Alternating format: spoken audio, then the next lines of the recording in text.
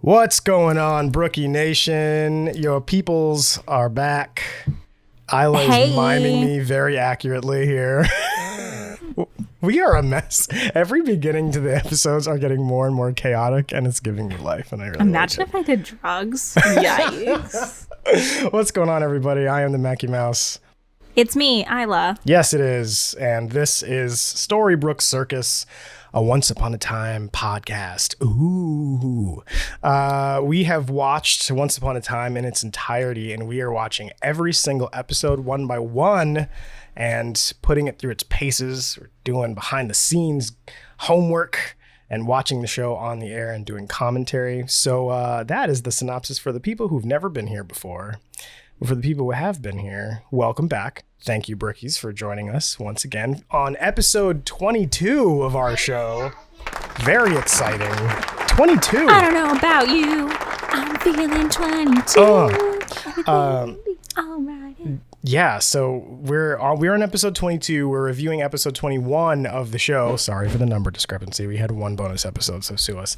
Anyway. Oh my God, season 2 is coming up anyway, so it doesn't really matter. It won't matter at all, which is what I was kind of hoping. But yeah, we have made it. We've made it this far. Do we have a guest? Yeah, Papa Troy. 5 years I get Papa Troy. 5 days. Yeah, 5 days. All right. You want to say hi? Come say hi to the people. Okay. She did say hi. That was Harper Jane, everybody. Surprise guest on our show. Gotta love it. Gotta love it. This is live, everybody. We record this live. Well, pre-record it live, and then we play it for you later. But I don't edit things, so it might as well be live. So, for those of you who are not aware, we are also taping the video portion on YouTube. What's up, peoples? I guess my camera's kind of bright. Hold on. Hi, YouTube. Hi, YouTube. How are you? Hope you're feeling well. I've come to learn that people are actually watching, not in droves, but when it's not there, people are like, I mean, hey, they're there, and we love them for that. We do. The people who watch it are great and loyal, and we love all of you. If you're interested in looking at our goofy faces while we take the pre-show portion, you can head over to YouTube and search for Storybrooke Circus, and you'll find a video of most of season 1. We didn't start taping video until like a few episodes in, but a fairly large collection is on there. We're going to be doing that going forward as well. How's it going? How's life? Let's talk about life first, because that's what we do. I'm having a week. Yeah. But in a good way. Yeah. Which a lot is of things. A big twist from normal. So yeah, big things. I think episode 23, I'm going to do a big reveal. Oh my. Really I didn't even expect it to be that soon. But yeah, I'm excited and I'm happy. Something that I can reveal though is that I made a really dumb Loki tweet and it's going viral, so I'm pumped about that. And by viral, I mean I've gotten a couple likes on it. So you've gotten more than a couple likes. Everybody go check out her Twitter. What is your handle? Is it just the same as your Instagram? It's just my name. Yeah. Isla It's just Isla Sikorsky, so if you can spell that out and find it, honestly, hey, I'm great sure for you. You deserve to find it anyway. But yeah, so that's where I'm like, that's where I'm at right now. How are you? You're doing the pop culture thing. I'm very proud of you for staying on topic for the, keeping up with the youth, Yeah, you're killing it. I'm doing all right. I've had a bit of a roller coaster of a week this week. It has gone from bad to horribly worse, and then today went to super annoying, and then to like the most amazing it's been in my whole career. So like it's been really I know that sounds dramatic, but that's literally what's been happening. It's just like it is equal parts. Confirm. Yeah. I've been essentially live tweeting Isla on the events of my life. So she's been with me through the like, I don't know if I can keep going. And then like something really good happens. And we're like sending excited, screaming gifs to each other. Yeah, it actually started with me being like, today's a new day. And then it was, yeah, today's a new day, but it's going to be a dumpster fire. And then like not even 2 hours later, I got like 6 excited gifs in a row. And I was like, either something blew up. Right, or do I need to come down? Is there like bail on the table? I don't know. Do I have to call Taryn? Help. Isla is my ride or die, so yeah, all's well though. He gets the first call.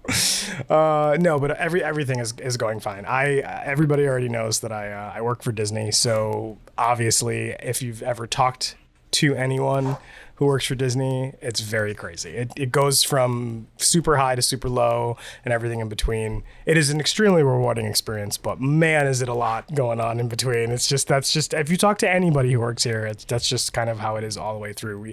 We all love our jobs, but man, are we worked hard, and that kind of stresses the body and the mind. Although, speaking of which, I did put into Discord, I put a picture of a little spoiler, not a spoiler, an Easter egg of something that I did quite a few months ago now, kind of at the early onset of this show, where I had a collection of, random graphics that I always have on my drives, and that's what I use to kind of make things like random shapes and whatever. And I got a directive to make a background for the Voices of Liberty that play at Epcot on the American Garden stage right in front of the US Pavilion.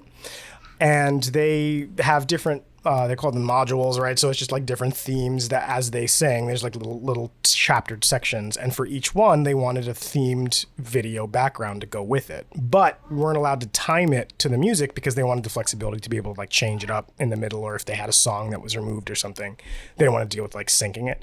So it had to be kind of like generic, but have the right feel and vibe, which is a bit of a tricky ask, right? Because it's not specific. It's just like, well, I want it to feel like freedom. Like, I don't know what that looks like. But we figured it out. And one of them was a romance section, right? So they're singing like, like Moana and these other pretty, like really lovey songs. And we got like kind of Princess Tiana in the bayou. So we want to feel like fireflies and like, like mossy, like this really calm, serene by the waterside type of thing. And so I created this kind of look that were, it was a kind of a camera move, right? That went from side to side where you were in a kind of a forest, right? So it was a bunch of tall trees. You only saw the trunk, and you would pass by this field of trees and there were fireflies kind of floating around. It was very like blue and purple, kind of twilight type of scene. And then it transitioned into these like dandelions that were kind of blowing in the wind. It kept going back and forth between these like glowy elements. Well, I put a picture of that up in the Discord to show the Easter egg that I actually used those trees.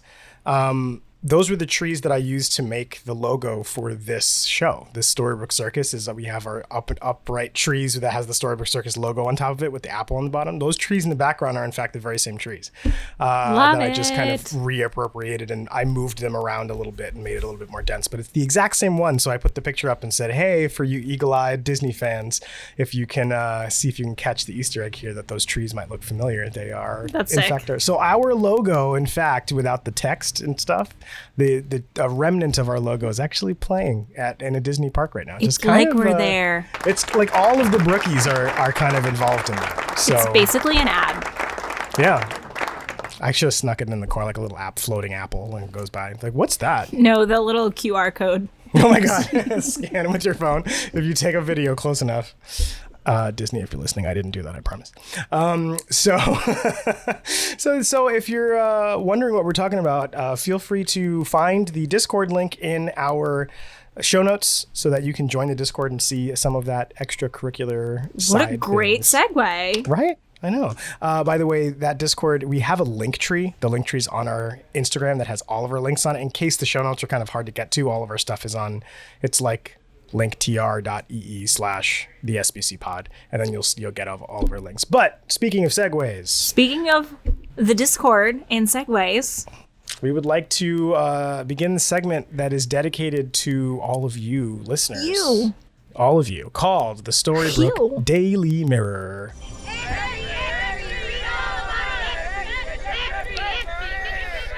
So much love for our newsboys. Let's give a round of applause for our newsboys at the end of season 1. They're working so hard.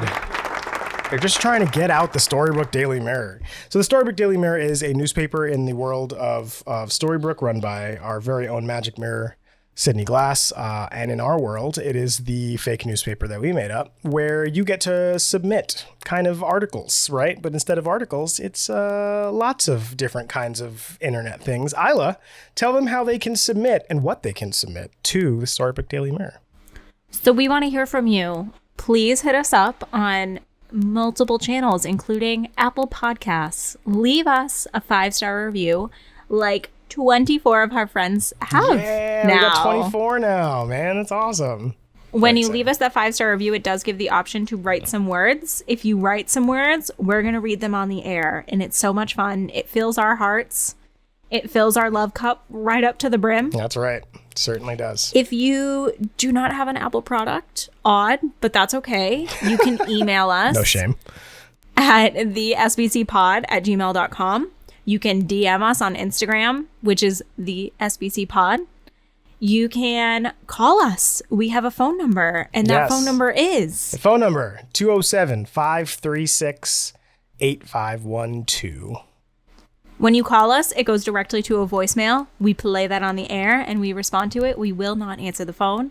That same phone number also receives text messages. So like our good friend Heather this week left us a text, you can do the same, and we will read it on the air. Woo woo.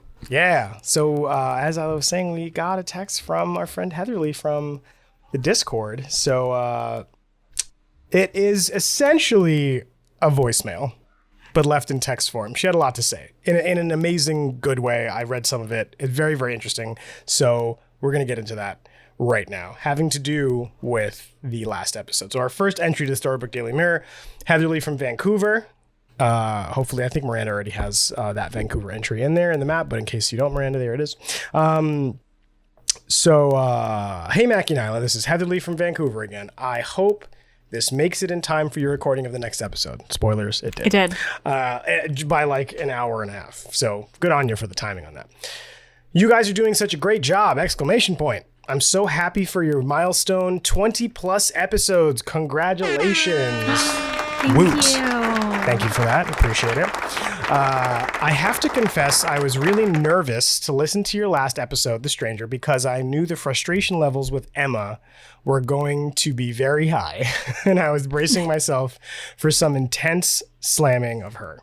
I was relieved that you recognized even just a little that her walls are there for a reason. I think it can seem like Emma should just believe because, duh, magic is real, but Emma's not watching the same show we are. She hasn't seen magic like everyone else, except Henry, who thankfully has the faith of a child, yet even he is amazed in the next episode when he, spoiler, finally sees some proof.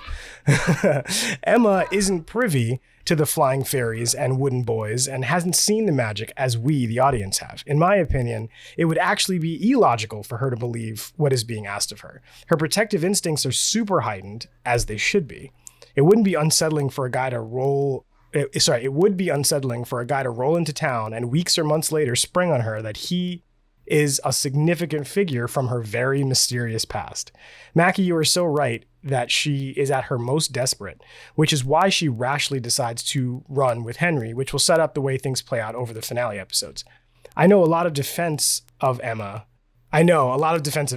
but seriously, her story of going from a self-protective, fear-filled loner to someone fighting for her loved ones really touched me. All this to say, thank you for your effort to understand where these characters are coming from. This show is so interesting because it does let us behind the scenes of the kind of sociopath who would callously subject an entire land to some serious pain and suffering for her own misplaced hatred, but still ask you to understand her and try to empathize with her. By the way, Graham wasn't seduced by Regina. He was enslaved by her when she took his heart and called him her pet. Who could forget the take him to my bedchamber scene? I forgot about that. Oh, she's so right. Okay. All right. Regina is truly twisted, but want to understand her because she is so compelling. I think it's important to try to understand the failings of the good guys too, the way that you guys are. Ahem, David. It says ahem, so I didn't put that in there. It is so helpful to realize that I think it is mistyped as billiards, but I think she means villains and heroes have a lot in common. My question for you and the listeners, to circle back, at what point in the season would you have been certain that the curse was real if you were in Emma's position? Would it take a ride to a wishing well or an evening with Jefferson? Would it be right off the bat when Henry explained it? For me, I think it would have taken me as long as it does Emma, even though I tend to have a lot of faith. But I'm sure the answer would vary widely depending on the person. Wow, I hope it was okay to text this novel to you guys. I guess I had a lot to say. What a true mark of... It was more than okay. What a true mark of a podcast worth listening to, that it makes me think this much. Keep up the good work. You guys are much appreciated and loved. P.S. Not billiards and heroes, villains and heroes. Sheesh. That was a lovely text. Oh my gosh, thank you Very so well written. much. And that is such an excellent point and question to ask. Like, at what point would you personally believe? I mean, I think just the idea of putting yourself in any character's shoes is going to be, not just now. Emma's the super main character here, but we're going to have a lot of really, really tough decisions going forward, many, where we can have the what would you do in her shoes or their shoes conversation. And I want to. I think to the point where this kind of makes me feel like I want to turn that into a call to action segment from people to specifically ask them to answer that question, because there's a lot of characters in the future that I'm like, I really do wonder how people land one way or the other on, like, would you leave your loved one to save the village or the world, or would you, like, you know, would you sacrifice one for the good of many? Like all those motifs come up a lot. And Emma's the first one we're introduced to, because she's the only one who stubbornly is just like, we can do a lot of like, what would you do if you were Mary Margaret and you were accused of something that you didn't do, but you know, had a bad reputation for something you did do. Like, you have guilt, but like, how would you know? There's a lot of other, but Emma's really the one that hasn't budged since the beginning. So I think that's kind of an interesting, and she's the representative of our real world, right? Of what would you do if someone literally walked up to you right now, not this TV show, but someone in the street walked up to you and said that the magic that you know about on TV is in fact real. You know, that I'm going to be honest. I was one of those kids that believed in Santa for a very long an embarrassing long time. I somehow, my child's brain logic was a little weird. That's fair. I knew Easter Bunny, Tooth Fairy, not real. Sure. But in my head, for some reason, Santa made sense. I was like, this makes so much sense to me. I mean, he's basically just like a grandpa with some crazy fashion style, right? I was like, there's no way that everyone would come together and make up such an elaborate lie. Right. Like, and stick to it. Like, nobody sticks to the Easter Bunny story, but everybody's really sticks to Santa. These lengths are so far and long and wide that, and I was like, my parents, they like, you know, I don't know. And I do, yeah. I think it was because my Santa was very realistic. Never elaborate gifts from Santa. Those were always from my parents. Because my parents always... Oh, interesting. So, like, Santa brought essentials and he brought fun, you know, a couple fun things. But the year that we got bikes, Mom and Dad. Yeah. So I never, like, thought about it. Like, and I totally agree with how my parents did it and why they did it. Because some years we didn't have enough money for big, elaborate gifts. And other kids never had enough money to have big, elaborate gifts. So it wouldn't make sense if Santa got me an iPod, but got the kid next door a pair of socks. You know what I mean? Yeah, and Peeps. I totally agree with why they were doing it, and I really will be doing the same thing because it's just not fair. Yeah. And I get it. So maybe that's why it lasted so long in my head. It's a lot more realistic, yeah. I don't know. And I knew mall Santas weren't real. You know what I mean? Like, I knew all of that wasn't real. But my parents also had my uncle and my aunt get very realistic Mr. and Mrs. Claus outfits. Oh, wow.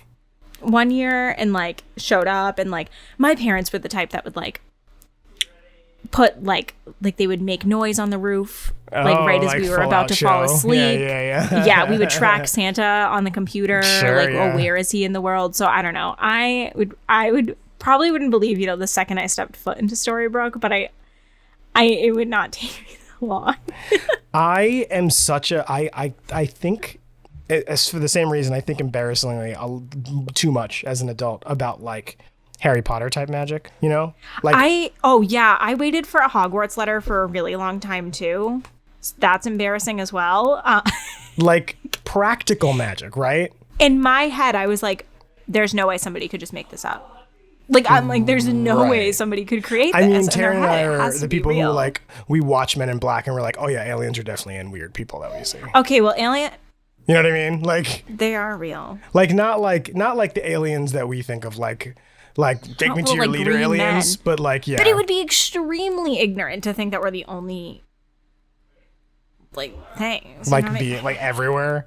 Well, I mean, but that argument aside, right? The kind of celestial overarching.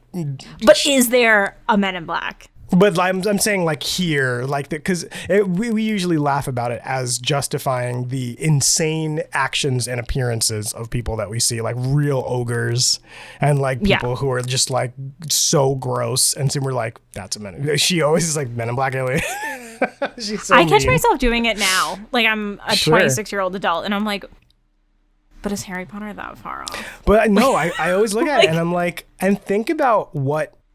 And that's a very old-fashioned magic, right? It's and we get into that medieval in the present day thing because they lived in castles, but it was really 1999 or whatever it was. It was like present day, but it was still the culture was of this old, hundreds of years before that. It kind of remained the same with castles and the hierarchy, and even like witches and wizards is a very kind of bigger lore in older, cultures and stuff. But if you really think about it, like.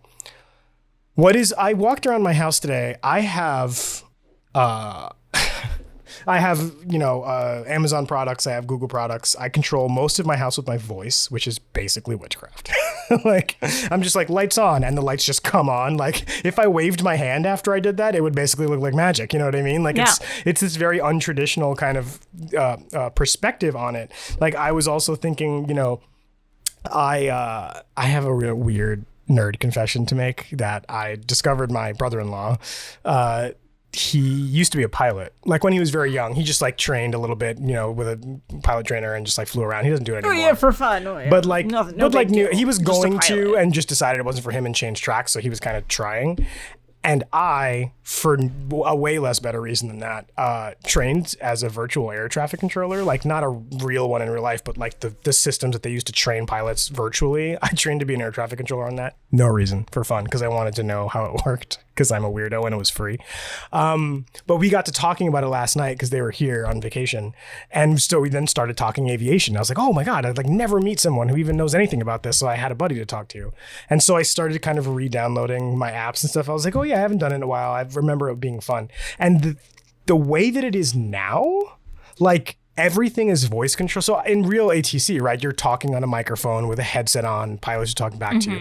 The video games are very drag a line to get an airplane to go wherever. Well, now you can push a button and talk into your phone and it makes the planes do stuff like they would in real life to kind of simulate that a little bit. So you're actually, and it picks up specific numbers and words and then translates that into a game action. And I'm like, the technology behind me just holding a button, saying words and it translating that into a game action is mind-boggling to me. Like augmented reality, like you can point your camera towards a table and it puts stuff on it. Like, yeah, isn't that basically magic of, if you showed that to somebody who lived 200 years, you've showed that to Alexander Hamilton, hundreds if you showed it to somebody that was getting out of the American prison system after 20 years. I mean, that too. Know what you're talking That's about. a totally valid point. Like an iPhone looks like crazy, like I've Star seen Trek like stuff. TikToks of that, and it's very sad, honestly. But it's also insane at the same time to watch that. Like people are literally like, "What are you talking about?" And that's kind of what do you mean? And I don't really think that your phone is a touch screen. You know what I mean? Yeah, even the fact that that you can touch it. I mean, think about like Star Trek was in the late 80s, Star Trek Next Generation, where you had pads, a PADD, a pad that you could touch and walk around with, and then and that was the future, like space travel future then. And everybody's got iPads. Look at Back to the Future. Back to the Future is another good example. like screens, holographic screens and stuff. We already have that. Like all that stuff. It's crazy. Yeah, have you been on Rise of the Resistance? Look at that. Yo, Rise is crazy. So these are just examples of things that only look like magic because of the context and the perspective of the person seeing it, right? And the idea that the experiences of that person dictate the boundaries of what is reasonable to that person. And the thing that we don't like about Emma is not that she doesn't believe magic. And I totally understand this argument. This argument is that if she just very plainly came to a town and they went, hey, by the way, magic's real. And she's like, hey, that's a joke. That's stupid. And then they keep saying it over and over again. Like, why would she randomly just flip? My problem with Emma is not that. My problem with her is as an intellectual as she is, now they kind of play her as a ruffian. She was kind of, had a rough childhood and she became a bail bondsman and, all that stuff. But she is still very kind of logical. She's a very kind of, she's very street smart. Thinks things through, almost the way a detective does. Very Sherlock Holmes-esque. And the fact that if you look at someone like Sherlock Holmes, hyper genius, right? Who's like working things out on the fly, smarter than everyone around them, which she kind of strikes me as.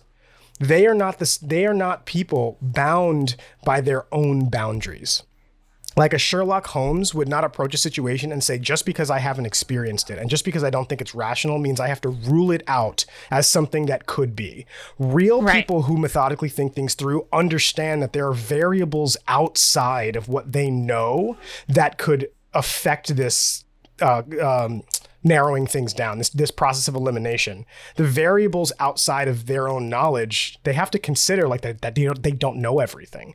It's Emma's stubbornness to think that only the things she experienced as reality are the only things that can be. So she's working with all these equations inside this box, not considering just considering for a minute, could there be variables outside that you don't know? It feels haughty. It feels pretentious to think I know everything and I know what I've experienced my whole life, and that can't be true because I know better. Yeah.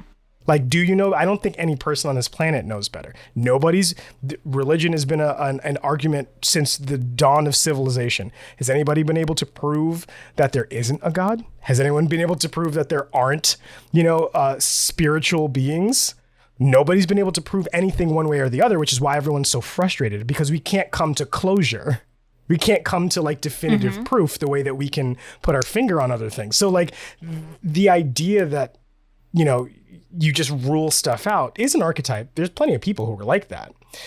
The person who they're saying should be our, not just Storybrooke saver, but our hero, being stubborn and narrow-minded is really tough to it doesn't make her as likable as you want the hero to be. You want the hero like a Superman, it's like a superhero type, to be the kind of person who's always hopeful. That's what we're used to in at least American media. We're used to the protagonist being like, no, I can do it. Anything's possible, and this hero is basically like nothing's possible. Everything's in a box. And that's hard. It's not bad. It's just so different from what we're used to seeing from the hero. Yeah, that we're just like, oh, it's kind of, it grinds a little bit. I don't hate her. I think she's interesting because she's complex. But that is my beef with her is not that it's not realistic. It's that I just wish she was more open-minded about the fact that it could be. If Emma said, I mean, I get where you're coming from, but like, it can't be real, right? That would be a different situation than like stubbornly getting angry at the people who are saying that to her because like, you're all lying, and like being angry. Just calling everyone crazy. It feels a little aggressive. And they are establishing that because they haven't really gone into her real backstory. Her teen years is when we're going to find out all of the where all the angst comes from. We haven't gotten there yet. We've seen her as a We also have not touched on the fact that she had a child.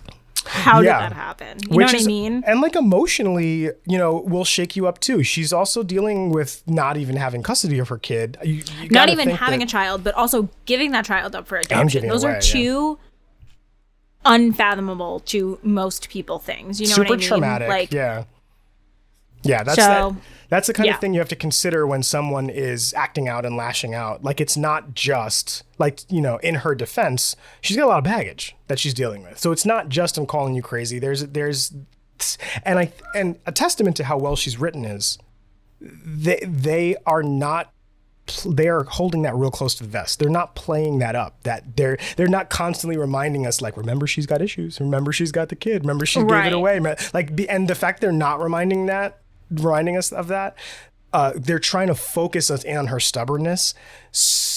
Probably for people like us who are like, God, Emma, can you just like give him a little bit, so that when they finally break her down into, hey, remember, they drop all this stuff back on us who forgot about her trauma, that they're like, hey, remember, she has a reason to be angry. We feel like assholes because we're like, oh yeah, we probably should have given Emma a break. And as writers, I think that's a very smart thing to do, because if I'm watching a show and you make me hate a character and then you make me love them, there's no way that should really happen.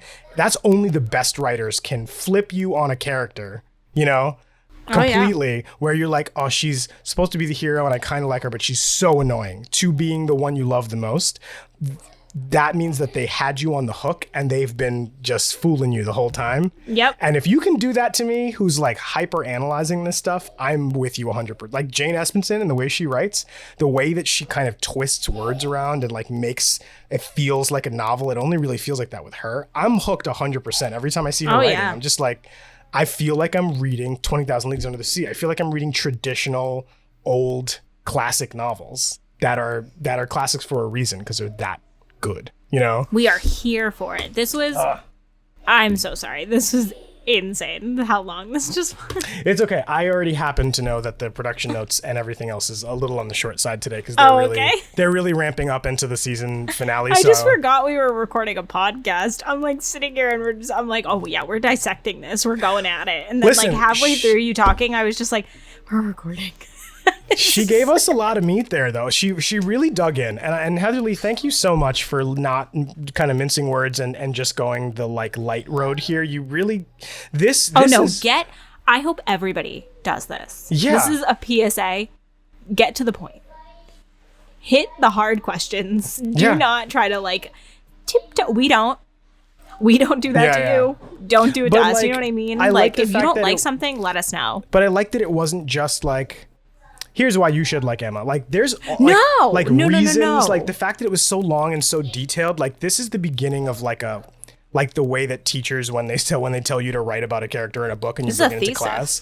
This is why this conversation that you brought up, Heather, is like the reason why those prompted questions happen is to engage and prompt this kind of engagement. You know what I mean? Because thanks for coming to our open discussion with the class. Really, like if more people want to do this to different parts of it, we have a lot of weird psychology with Rumpelstiltskin, especially like Regina. Breaking these characters down is kind of why we started this show this way. It's why we do a pre-show. It's why we don't just watch the show and go, haha, this is funny. Like we wanted to dig in. So thank you so much for this. This is amazing. Yep. And to answer your question, which is, at what point in the season would you have been certain that the curse was real if you were Emma?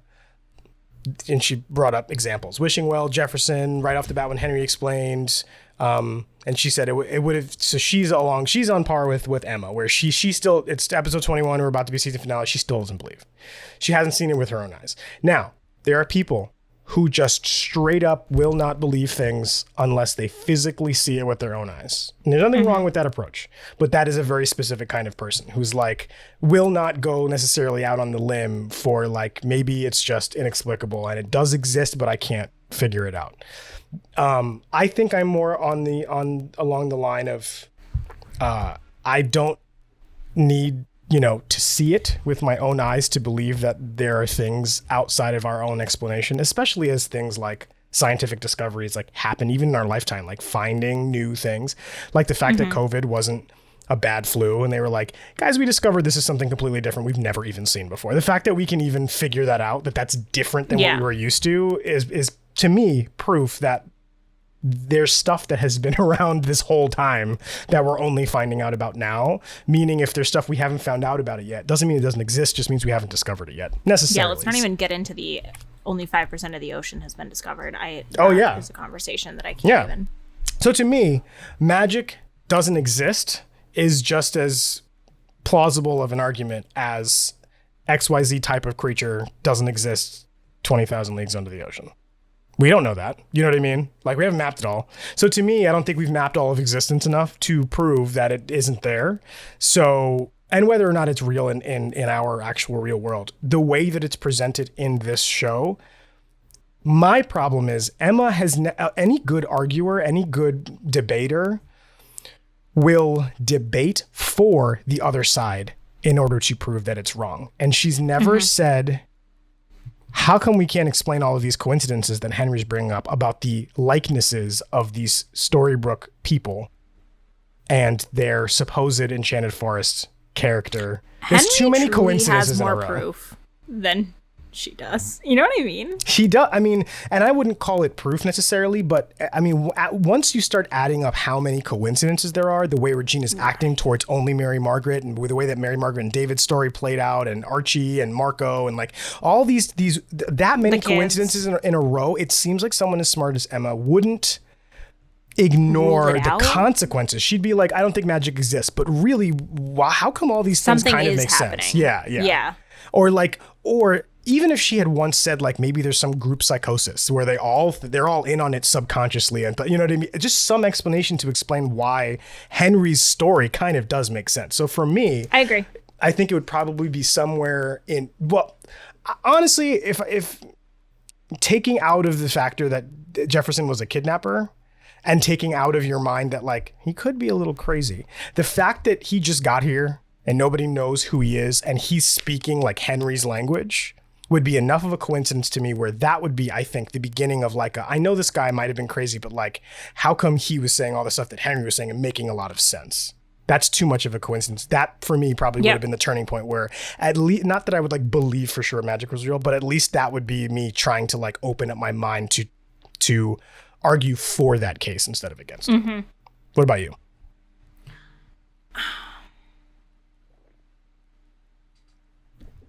I think, would it be? I think I would have started questioning things when Graham dropped dead. Just out of nowhere? Yes. Would you not have written that off as like suspicious circumstances that don't have anything to do with magic specifically? Because nobody saw Regina do the heart thing. We did, but like, you know. No, I know, but even that, he dropped dead and nobody talked about it after that. Unfortunately, that's just bad writing. I would, because realistically, they would have a little bit more. But they said like, oh, like a heart thing, but like they don't. And like, why isn't she questioning the town itself? I guess is that's when I would have also started. Like, everyone's like, oh, like I've never left. I don't remember this. I don't know. I think that I would have had a lot more questions. Maybe not again, like believing magic fully. David waking up. His wife suddenly, she started to question it there. She was like, why would this woman just randomly show up and claim to be his wife? But she justified that as Regina paid off some, like what we thought, like that Regina randomly found her. Like she's doing more suspicion on Regina's actions than suspicion on like reality itself. Right. I don't know. I think she should like read into that more. And like, she like does question it and then she just like gives up. Yeah. Moves on to the next thing. Because another crazy thing is happening. And it's like, why aren't you questioning that? Like, there's never just a normal day. Yeah. I mean, I think the sum of all of the individual incidents is the weird part. It's not that all the individual incidents could be written off as a normal thing. You know, couples get divorced. Mayor has a vendetta. Like all those things are normal town things that normal people could and would do. But that many things in a row all being suspicious like that shouldn't all happen in one location. That is the thing that is suspect. And like she has free time. You go to bed at night, you lay there, you start thinking, what are you thinking about? Why aren't you thinking about this? Like, could it be? How are you just going to sleep? Yeah. I don't know. And I think it's just trauma. I think she's suppressing and this is part of what the stranger was trying to say, is that she's suppressing the truth so much she couldn't even see his leg. That's how much she's intentionally wanting not to believe, which I don't remember this episode. So I wonder if they're actually going to put in her mouth or in another character's mouth that she is intentionally trying not to believe because of something we don't know. You know, because if she did believe, it would mean something that would hurt her somehow. So she's trying to keep the trauma in, you know what I mean? Yeah. And again, we haven't seen the teen years. We haven't seen, you know, what she's been through to make her so stubborn, or if she's been betrayed. All we know is that August left. Right. And we don't know. And she was a bebe. Yeah. And she wouldn't have remembered that and had any feelings about it. But we do know that means that she grew up by herself. Alone. Yeah. So like what happened in that time, and we do eventually find out what happened. Actually, we find out a lot of what happened. And they do a little bit of retconning because they pull other, you know, in order to get other characters in, they kind of retconned a bunch of things into her past to make that work that maybe wasn't the intention of her original youth storyline. But it all still makes sense as to what's informing her current day character that we know of as being really rough around the edges, not just in the way she reacts to other people, but in the way that she reacts to like her own mind, like how she processes things. It's very how she goes about life in general. Yeah, it's like gravel. It's not smooth at all. It's very like stumbly. So I hope that that answers your question. Wow. That was great. I've been trying to figure out what has been rattling on my desk. It's been this spoon and my teacup. So we're going to move. Every time I put my hand up, I'm like, what the heck is that? Heather, thank you so much. That was incredible. That was a great conversation. And this is why we have a Storybrooke Daily Mirror section. It's not just to celebrate you. It is very much to celebrate you. But it's also to, stimulate some other conversation. And we did. Did we ever? So we're not done. We're not even done. That was just the first one. We got a 5-star review. We did get a 5-star review. Oh, wait. Hold on. I have other texts. Let me just get through the other texts first. Oh my gosh. Okay. Yes. I'm so sorry. Significantly shorter. I just realized that they were left over from last time. This 912 number, if you're in area code 912, let me know who you are because you didn't put your name in here. Hey, Isla and Mackie, just saying hi. Hey. I've been going through some personal stuff and haven't been able to engage on the Discord. No problem. No worries. Don't ever apologize for living. We love you. It's okay. But I'm still listening and always appreciating hearing the pod. Peace out, homies. Stay rumple. Our brookies just writing in to check in, just to say like, hey, I know I haven't been around, but I'm still listening. Like, you don't even have to do that. Thank you so much for reaching out. No apologies needed. No explanation needed. We're here whenever you have time. Yeah, we your time to yourself is important, and dealing with the things that you need to deal with are important, and we understand that. Yeah, and we appreciate you reaching out to let us know that. But hey, who are you? You're still here. But also, yes, who are you? So that we can give you a hug. You sound like you need a hug, a virtual hug. So anyway, and the last one we got is from Annika, who put the phonetic pronunciation of her name. Thank you. Thank you so much for doing that. Please do that. If you have an untraditionally spelled name, please put it in there so that I know how to say it. Annika from Manteca, California. Ooh, West Coast. A West Coast girl. I started listening to you guys right after you started, and I look forward to Fridays. I am a mobile dog groomer. I love these people with these cool jobs. So fun. I am a mobile dog groomer, so I work alone, and it's fun to have an amazing podcast to listen to while I work. And I love the fact that the episodes are long. It just makes it that much better. I watched Once Upon a Time live on TV with my parents and loved it. It's become a comfort show I use as background noise when I'm cooking or cleaning. I love hearing all the extra details, behind the scenes, and small clues I never noticed in all the times I've watched the show. Keep up what you guys are doing. Thank you so much, Annika. Not only is Annika watching the show, listening to the show, thank you so much. We love you for that. But guys, dogs are listening to our show. Oh my God, yeah. That's fantastic. We have dog brookies. We should make dog collars that say Brookie on them. Oh my God, we could make a Brookie cookie. We have someone named Brookie Cookie in our Discord. We could make like a dog bone that says Brookie on it. I'm out of control. It's fine. I'm very, very into the idea of stickers that say Stay Rumple. So if somebody could just let me know if that's a good idea. Just like... Do we have any graphic artists in the house? I know I am one, but I am a motion graphic artist, not like an illustrator artist. So we need someone to draw. But if anybody draws out there, make a little bit of a... Also, if we can make a request, I think because of who we are, and by we, I mean you, I think in like tattoo style would probably, right? Like a cool tattoo, like a sticker that looks like a tattoo that says Stay Rumble. Like a banner type thing. Yeah. Oh, yeah. Guys, is that a good idea? Can somebody let me know? Yeah. Are we being weird? Are we being weird right now? I think we're being weird. It's okay. We are weird, but it's fine. Anyway, if someone... I'm writing this down. If you can hear my paper rustling. Yeah, no, we're writing down. We're doing the thing. We're serious about these things on the air. We're not performing. This is real life. This is just us. This is also a sneak peek into what it sounds like when Isla and I are just chatting, like on the phone or on a Discord call. It's rough. It's so truly, like, welcome to the show. It's like super ADD and just all over the place. And like, we're like, oh my God, what if we did this? We're so dumb. It's fine. And at least half the ideas are terrible, and we're just like, oh, this is a great idea. and we're not even like drinking or on drugs or anything like that. This is just us. We're just strange. How about we now? Okay, well, since you're doing your notes thing, I'm here. I'll get the email. I have the 5-star review. Okay, we can do the 5-star review first because we have an email also. Yeah. So we have one from Poison Jess titled "Love, Love, Love." We don't know who Jess is. Hi. Just got done watching Once Upon a Time for the first time, and this podcast is seriously amazing already, and I'm only halfway through the first episode.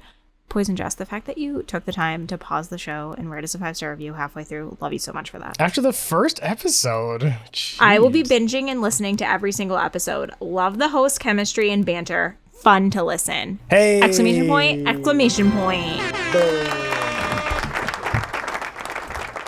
Thank you. Poison Jess, appreciate that 5-star review. Thank you very much for the kind words as well. Welcome to Brookie Nation, by the way. Heck hello. Yeah. Get up in the Discord if you haven't already, and meet the fam. A personal invitation. We would love to chat with you. And we love our 5-star reviews. It's just it's fun. I mean, so who doesn't love praise? But that's not why we like it. The reason why we like it is because it's the way that you're at a party. And of someone you know, right? And then like a friend of a friend comes in, and then your friend like brings them over and introduces you to them, and then they're like really cool, like right from the get-go, and you're like, oh, that's all. Like that moment of like meeting someone you immediately have chemistry with, and like let's face it, like we have chemistry immediately with all the people who write for us, like meet us for the first time, like write to us and like write some beautiful thing like this. We're like, oh my god, friends! Like we feel so attached to you when you take the time out of your personal day to write to us and let us know how you feel about our show or Once Upon a Time in general or the podcast or whatever. It's so nice to just meet new people who didn't know us, who happened to stumble, a bunch of people who were just like, I was on Spotify just like randomly searching for Once Upon a Time podcast and found yours and like love it, and it's amazing. Like that's not to give us a big head or a big ego. It's just so awesome that we get to reach people randomly like that, you know, that they just like, they love it like we do, and we get to now and it's share heightened after a year of not seeing people. The fact that like you can still make a connection with somebody, it's cool. Love that. So anyway, guys, we're up to 24 ratings. I swear to God, we're gonna watch the show at some point today. I got you. It's totally fine. If someone wants to make it a lucky 25, just go in there and like just one more. We like milestones, so. We love celebrations. We do. We really do like to celebrate a lot. All right. So last but not least, we could have just like a mediocre day, and we'll text each other and we'll be like, "Oh my god, we should totally celebrate this." Yeah, like the fact that nothing burned to the ground. We're like, Isla, did you cry today? No. Oh my god, let's pop the drinks. I'm gonna get you a coffee when you come down. Like that's literally how this goes. That's an actual transcription of a conversation we've already had. Not even that long ago. Oh, our lives are crazy. All right. So last but not least, in the Storybrooke Daily Mirror entries, we have Chris from the Discord, who we've heard from before, Chris from Worcester. So he says, this is going to be real controversial, y'all. All right. He says, I'm sending this message to be the one person in support of keeping the pod spoiler free. I would also just like to say that he is not the only one, because I know that a certain someone was sitting next to him when he said send on this email. Well, yes, I think he meant the one person. That's really what he was. What Isla is referring to is our lovely friend Nicole is also Chris's watching this, significant other. Yeah, is kind of the reason why he is saying this. And he goes on to say in this email, my defense in this is because after watching season 2, episode 14, Manhattan, with Nicole, and seeing her incredible reaction to all the bombs that were dropped, it was priceless to say the least. It was also so awesome to see her freak out. I know everyone has watched the whole show already and they want to talk about all the goodies that happen. I can't remember anything I watched about this show, so it's like watching it for the first time along with Nicole and I'm sure many others. So my argument is that it makes the show much more gripping and intriguing when you watch it like you don't know what happens next. I find it much more rewarding. So sorry to everyone who wants to bring up every character's arc throughout all the seasons, but I find this show, and especially the pod, so much more rewarding as a first-time listener. Just my 5 cents. Stay gold, stay rumple. See you in the Enchanted Forest, Chris. Oh my gosh, what a great sign-off, Chris. Can we steal that sign-off? See you in the Enchanted Forest? That is so much better than thanks for making us yours. That's it. As of this episode, we're going to credit Chris. We're nailing that down. Thank you, Chris. I have thoughts and feels on this. I agree that I love that we are watching the show like we are watching it for the first time. And we are organically, naturally doing it because we don't remember. You can't remember.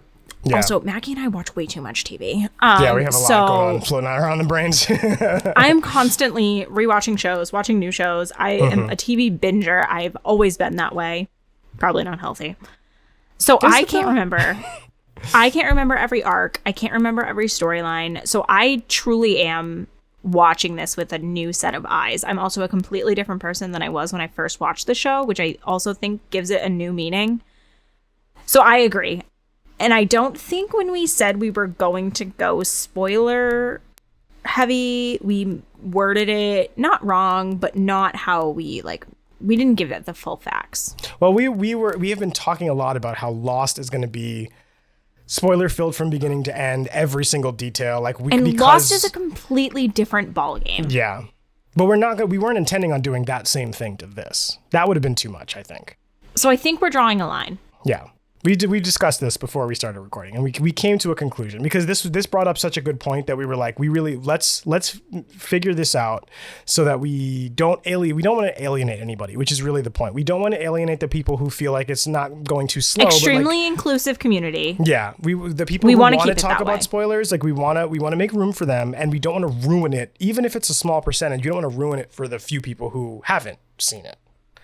So characters are not spoilers. Yeah, we also have agreed on this from the beginning. Like the fact that a character exists in the show. These are characters that we grew up with our entire lives. Peter Pan being in a show about Once Upon a Time. It's not that far of a stretch. No. Who Peter Pan is, possibly in Storybrooke, possibly in another universe. That is a spoiler. Yeah.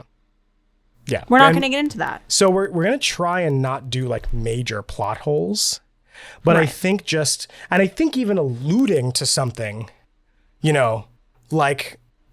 alluding to the future of a character without saying I think we can agree on what the real spoiler. I think that the spoiler culture. Let's give an example that we've already done. Sure, yeah. August being Pinocchio. Right. We had so much fun hyping that up for the past couple weeks. As soon as the stranger came in, we knew who he was, and we knew. It was still so much fun to play it off like we were watching it for the first time. You know what I mean? I think it made the show better.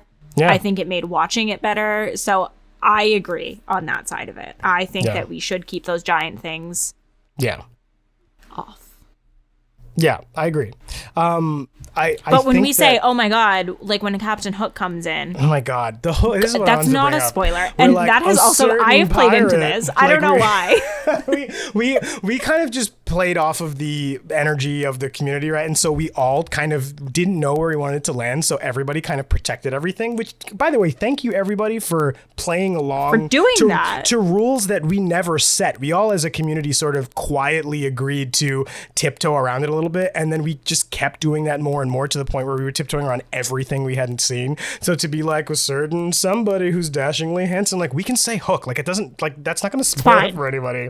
The fact that he's in it is not really a spoiler. Now, what happens to his character and where he comes from are pretty big reveals, and they're done over the course of entire seasons. That's the stuff that we're going to try and protect, is the long game stuff. Just the single moments in time are kind of whatever, but anything about who's first of all, this show does this a lot, right? So anytime we're going to talk about who people are related to, that whole August thing, because August is Pinocchio and then Pinocchio is related to Marco, August and Marco's relationship, that would have been off the table. Relationships between people, off the table. We're TVAing this right now. We are Time 100%. Variance Authority making Once Upon a Time. These rules. Yeah. Anything having to do with, I think, people's immediate, like long-term background information that hasn't been revealed yet, or long-term... Family trees are off the table. Yeah, long-term future stuff, too, Like, I will say, because everyone knows, because it's been in the news, Frozen will eventually be a part of Once Upon a Time. But the specifics of where those characters get intertwined with stuff is very, very, very beautifully done. And that I don't want to give away. You know what I mean? Mm-hmm. So, like, people have already seen pictures and memes and stuff of Frozen. It's there. And if you didn't know that, knowing that Frozen will show up sometime doesn't ruin anything. It will not dilute your experience at all, because of how they do it is so unique. And it's not like the cartoons like pop up in the thing. It's, it's a live action thing, and they have to figure out how to do it organically. So that's kind of where we're going to go with it. And we feel like that's at least a decent compromise, so that it still stays relatively spoiler free. We can be a little bit more liberal, but when we're talking about it, and we encourage the Discord and other brookies are listening to it, when we talk about it in a public forum, to consider that. And I think what we can do is we can keep each other in check. I think we can try and use those guidelines. And if somebody like goes in tentatively, like if someone does like and some pirate, blah, blah, blah, and then the next person just goes, yeah, hook, it's totally fine. Like, it's okay. We're really just protecting what was the stuff that you were most surprised at? Protect that. Like when you first watched the show, you know what I mean?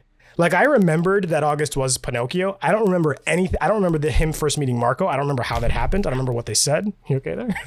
Yeah, God, that hurt really bad. I almost yanked her headphones off just now, for those of you who couldn't see.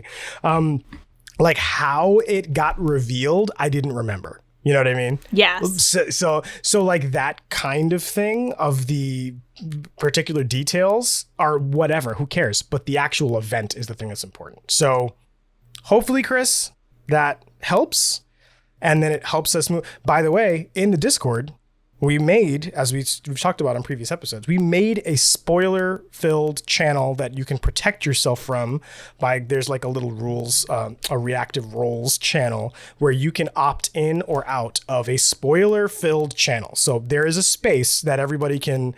All bets are off. You can talk from the beginning to the end of the show all you want. And then the people who don't want spoilers just don't enter that room, and then you're free to talk. That was kind of our compromise in the Discord. For the purposes of the show, I think we're going to take things on a case-by-case basis. But we're going to be a little bit more liberal about some of the future events.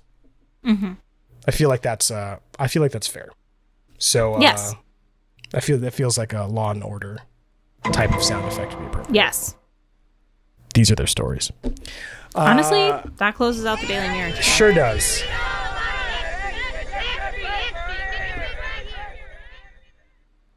Sure does. And here we are at the show, pre-show, where we talk a little bit about some details about what we're about to watch. So, as we said before, season 1, episode 21 is where we're at. It's called An Apple Red as Blood. We are after this. We're going to be 1 episode away from the season finale. So this is the second to last episode, which is very exciting.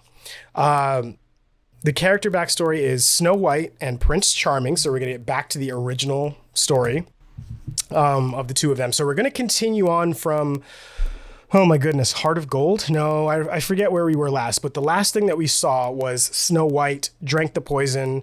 Charming found her, and she's still remembering things. And this is the memory that got imprinted into David's head of her being like, I'm going to kill her, and she's really talking about the queen, but David in Storybrooke thinks she's talking about Catherine. He never questioned it again. Yeah, and he was tied to the tree. That's kind of the last thing that we saw. So this is going to continue on from that point. This aired on May 6th, 2012. So we're almost kind of catching up with reality a little bit in terms of where the, obviously 10 years ago, 9 years ago, whatever this is. Written by, speaking of the devil, Jane Espenson and David H. Goodman. So let's do a little bit of research. Let's look back at what the last things we saw from them. I mean, Jane, obviously, we know does a lot of great stuff, but Jane and David together. So Jane did The Return, which is, this is Emma confronting Regina about Catherine, David trying to apologize to Mary Margaret, and Rumpelstiltskin. This is the continuation of the Rumpelstiltskin story, which is the Bay falls into the whole thing. David H. Goodman, along with Vladimir Vetko, whatever, did Hat Trick, which is the Alice in Wonderland one. Okay. Jane Espenson before that did Red Handed, which is the Red and the Big Bad Wolf, or the Red Riding Hood Wolf. I guess it's not the Big Bad Wolf. It's a different wolf, isn't it? I know. Then David H. Goodman by himself did What Happened to Frederick, which is a... So David H. Goodman, I think, did we establish that Dean White is the director, but David H. Goodman is the... Yes, he's the Snow and Charming. He's the Snow and Charming writer. Matchmaker. Oh, well, no, not necessarily, because Price of Gold... So he's between Rumpelstiltskin and Snow, and he keeps bouncing back and forth between Rumpelstiltskin and Snow and Charming. It's kind of interesting there, yeah, because he did that Return, and then, oh no, Jane did the Return. So this actually makes a lot of sense that the two of them together would be doing this, right?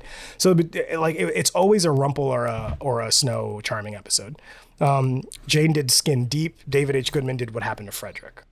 So we got a little bit of both there, a little bit of Rumple, and so I think them working together is an interesting pair. And ampersand, Jane ampersand David, meaning that they wrote the entire show together as a team, as opposed to one writing one part and one writing another, which is kind of interesting.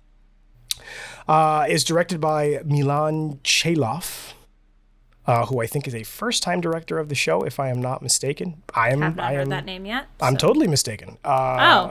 Apparently, I'm just looking. Yeah, apparently Skin Deep. So okay. The Bell episode.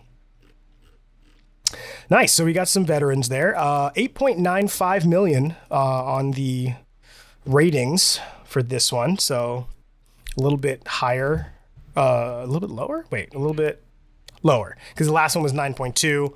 This one's 8.95, but then we're going to lead into the season finale, which gets a bit of a bump. The synopsis is Henry pleads with Emma to stay in Storybrooke and continue her quest as the savior of the fairy tale dwellers. And Regina concocts a plan that could rid her of Emma forever. Snow White, meanwhile, enlists the aid of her fellow fairy tale cohort. Who wrote the synopsis? This is awful, like, jumbly words. Snow White enlists the aid of her fellow fairy tale cohorts to attack the evil queen and there were so many other words we could have picked for that. Prince Charming's life. Good Lord. No thank you for that. So now we get to talk about production notes. So production notes is when we talk about all of the behind the scenes stuff, props, and, you know, fun little trivia things that we find on Wiki, etc. And we're going to start, as we always do, with the title card, which features Snow White walking with the dwarves, because that's been a kind of a through line that we've been paying attention to the entire time since she's met Grumpy, previously known as Dreamy, and she's kind of stayed with the dwarfs the whole time, and they kind of saved her from being, you know, really upset, and she took the poison and all that stuff, so she's going to be walking with them. How the evil queen procured the poison apple that we're gonna so this whole episode is, as we saw in the trailer from the promo at the end of the last episode, is leading up to the pilot, leading up to her getting the true love's kiss and being awakened. This is all the stuff leading up to that point. And so now we're kind of catching up with what we know of in the Snow White real story, right? Right. Of her getting a poison apple. I guess in the real story, she makes a poison apple, but getting the poison apple, getting Snow White to eat the poison apple, and then she's supposedly dead or gone forever. And then, you know, we keep going.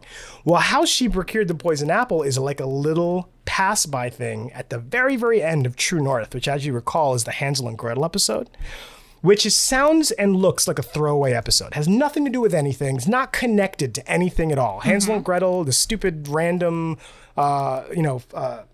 foster kids who are running around the town and no one knows where they live and all that stuff. Doesn't mean anything. They met up with their dad. We never see him again. But in True North, in the Enchanted Forest, crazy Regina, who's doing all the weird nutso things when she's like a cartoon character, right? Convinces Hansel and Gretel to go get something that belonged to her from the blind witch.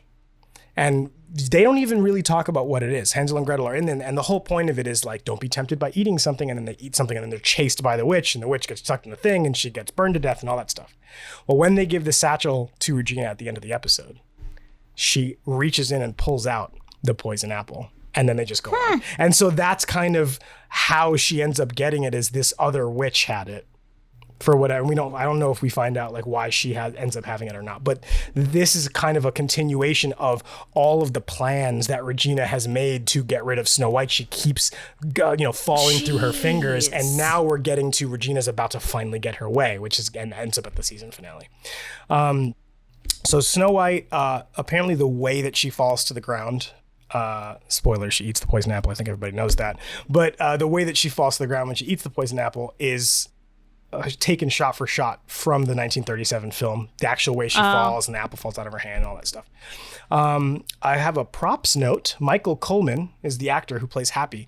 He apparently, at some point, there's a castle ambush, and apparently he shot a real flaming arrow during that bush, which is kind of exciting for him. Hazard pay. Something's on fire. I bet you got paid just a little bit more for that. So that's kind of a fun little prop thing.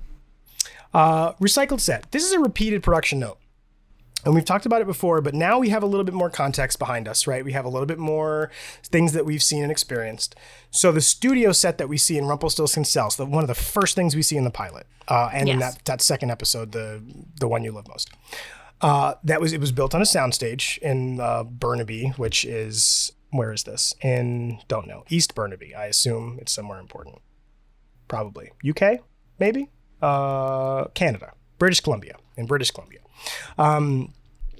It's where most of Once Upon a Time was filmed. I could have just read 6 more words and been like, it's probably Vancouver, but I didn't bother.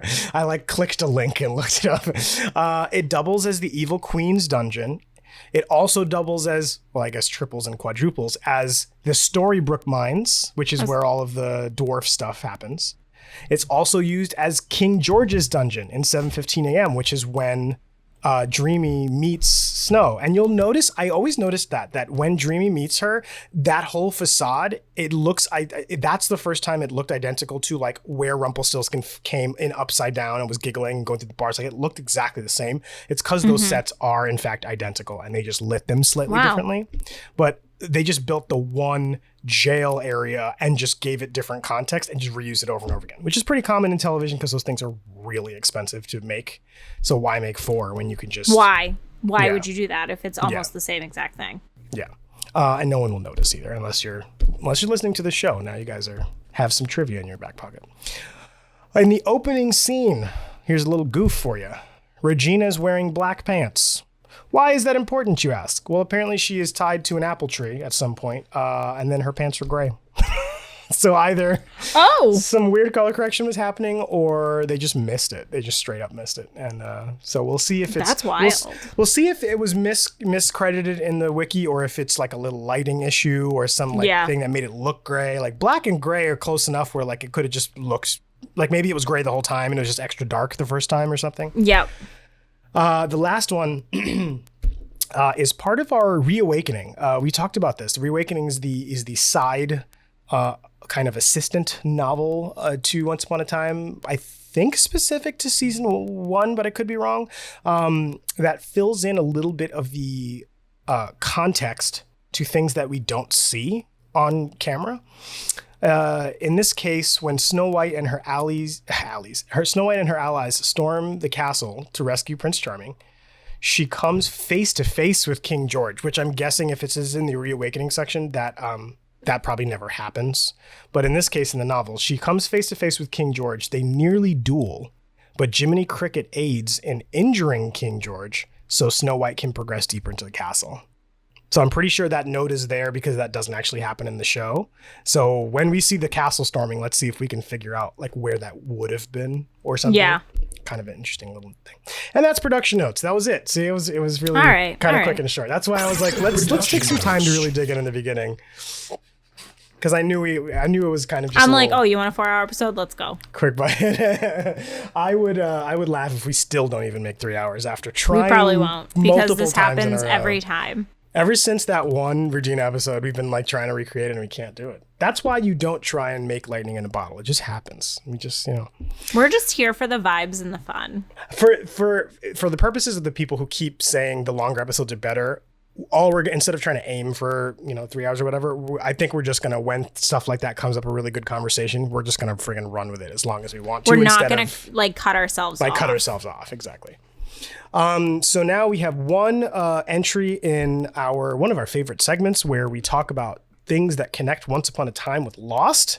And we call that What's in the Hatch.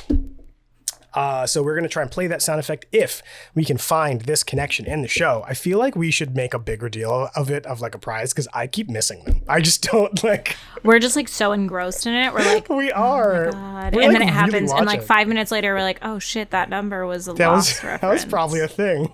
Although we found one in the last episode that wasn't even called out in the wiki, the license plate. Yes. So, 23. In Regina's dream... Dopey wears a Geronimo Jackson t-shirt, which alludes to it's a fictional band that only appears on the TV series Lost. I wish it was Drive Shaft. That would be so dope. Me too. That would have been so much better. But they all do the Geronimo Jackson. Geronimo Jackson's an actual, I don't think we ever see Drive Shaft's merch other than the ring. I don't know if we see t-shirts. And everybody's wearing t-shirts and stuff. I know, why can't we? That's true. Why can't we? Come on. Drive Shaft. You never heard of Drive Shaft? You want everybody. I'm the singer. I sing in it. No? You are everybody. Stop that. Stop. Stupid Jack's like, we need to keep going. Stop messing around back here, flirting with my girlfriend. This is us reenacting Lost. We're still together. We're getting the band back together. Second reunion tour. No, it wasn't. I think I should pull out "You All Everybody" as a sound effect for this show for no reason. And it'll be like an awkward moment. Everybody. Yeah. Anytime a moment is awkward, we just randomly put that in. Oh, we did get a request. Speaking of which, we got a request from Darth Mel in our Discord. Apparently, I made quite a squeal in seeing. Oh my God! Yeah, your vomit. Super uber scary friggin' crazy. What is it, Monstro? Whatever the stupid whale is called in the beginning of the Pinocchio episode scared the bejesus out of me. I have not yet gotten a chance to go back and listen to it. It has been requested that I pull that out and turn that into a sound effect, to my dismay. So I'll have to embarrassingly. I promised myself I wouldn't, shy away from the embarrassing moments. I knew I was going to do it at some point and do something weird or stupid. So I'm gonna have to stick with it now because that's do it. That's it. So I will do that at some point, but I haven't done it yet. So look out for that in the future. So now we come to our watch party section, which is very exciting. We have a few. I don't like calling them ground rules. I literally wrote the word rules in these notes, and I really gotta change that to what is it? These aren't rules. They're what are they? They're like aids, right? They're like things that they're features. I'm gonna call them features. These are features of the watch party. First up, we have a drinking game bell. Anytime you hear that bell, we have a little drinking game we play. I was drinking tea. I'm out of tea now. But if you're drinking water or juice, or if you'd like an adult beverage of your choice, feel free. I don't even have a drink. Oh my God, we both don't have drinks today? I just have hot and spicy Cheez-Its. So you do Cheez-Its, everybody else will drink. I expect to hear the crunch when we do the I know bell, you're going to hear me chomping on Cheez-Its. No, this is important. That's like a thing we need to look out for this episode is Isla chomps and everybody else drinks. I'll open my box. We're going to prove to you that we're not kidding. This is a real thing. YouTubers are already enjoying the visual aid that you guys can't see right now, but little Cheez-It ASMR for you all. Oh my God. This turned into a very different podcast all of a sudden. Oh man. And there is our Instagram post. Hello, Instagram. This is it. We're living it right now. This is the one. Oh, damn. I had another one written down. Oh, we can do two. That's fine. Hey, the more bonus content, the better. Oh my God, bonus content. We didn't talk about the Patreon. Wait, we have to stop everything. We have to talk about the Patreon first. Guys, we have a Patreon. And if you didn't listen to last week's episode, that is breaking news. I don't have like a... I need that too. I need that sound. Whatever. We'll talk about it at the end of the show. But we have a Patreon. It's patreon.com/the SBC pod. Go check it out. It's great. We have a bunch of bonus content, or we will, for SBC. So we're going to be talking about extra stuff on there. You can watch movies with us. We're going to do a movie club, and we're doing Hamilton will be our first one, we decided. So that will be coming soon. And we're doing if you want to be in the room where it happened. Oh my God, that's the promotion right there. You need to join our Patreon. The room where it happens is going to be patreon.com/the SBC pod. We're also doing a Lost podcast show. Exclusive to Patreon. Lost show. So if you want to hatch up with Lost, Hatching Up with Lost is the name of the show. Head on over to the Patreon. You're killing it right now. We appreciate it. We love it. It's going to be a lot of fun. Yeah. And spoiler, we already have our first Lost episode. Sure do. So if you join the Lost Patreon right now, you can right now listen to an episode. So if you're done with this episode and you're like, man, I wish I had more, go listen to the Lost one. It's great. Look at that. Then you have 2. So you don't need this one to be 3 hours because then you have 2. I think that one was pretty long too. So anyway, back to our watch party features. This is the kind of hosting we do. We just we ping pong all over the place. This is how we do it. Anyway, our drinking game bell. We have some rules of the drinking game. They're random. If I remember whatever they are, we kind of make them up as we go. But there's some obvious ones of talking about magic and people squaring off and yellow bug, apples, obvious Disney things, whatever. But we'll call them out and you'll hear the bell. That's when you can drink. We have a side adjacent to the drinking game bell. We have a little clink. Fun fact, that is an actual recording of me clinking 2 beer bottles together into my voice memo. He had this in his head for a really long time. Where he was like, we need a sound for this, but I can't find it anywhere. I couldn't find it. So one day we were just popped on Discord hanging out and he goes, I did it. I clinked 2 bottles together. I actually clinked a couple different things together and figured out that this was the best one. And I was like, can't confirm. That's dedication, and I love that. I literally just put my phone on a table and did the voice memo and just clanked 2 beer bottles together, and that is what this sound is. So if you hear that, it is supposed to be an homage to the production notes that we saw. So it's not quite a big enough to drink, but just like, oh yeah, that's the thing we talked about before. Just a little, little notification that something to look out for. The other thing that I have is if you are watching the show alongside us, because I heard some people are, we have this lovely sound. That is the sound of me actually hitting the play and pause button. And so if you hear this noise, then you know that I'm either playing or pausing. And if you need to, sync back up with me, if we need to rewind or something, then we'll find a spot together to replay the episode. Speaking of rewinding. Rewind time.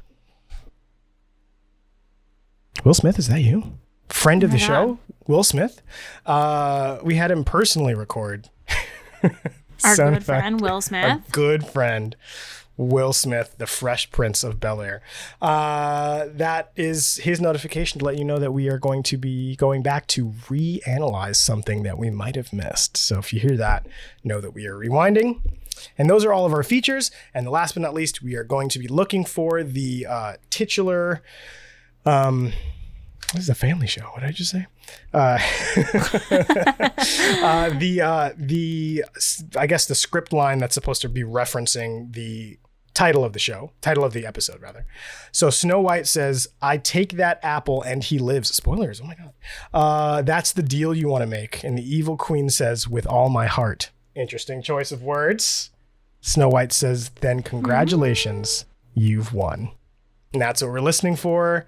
That's going to be a big drink moment. And the title of the episode is An Apple Red as Blood. They couldn't write that into the script. They couldn't write someone saying the apple red as blood. It would have been so simple. Right. Sometimes I just get really frustrated with that.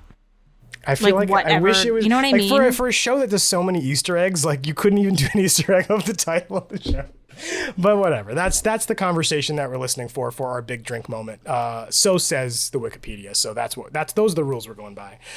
With that, we say goodbye to the YouTube. Thank you for joining us, guys, and watching our crazy antics. We appreciate it. So wave goodbye.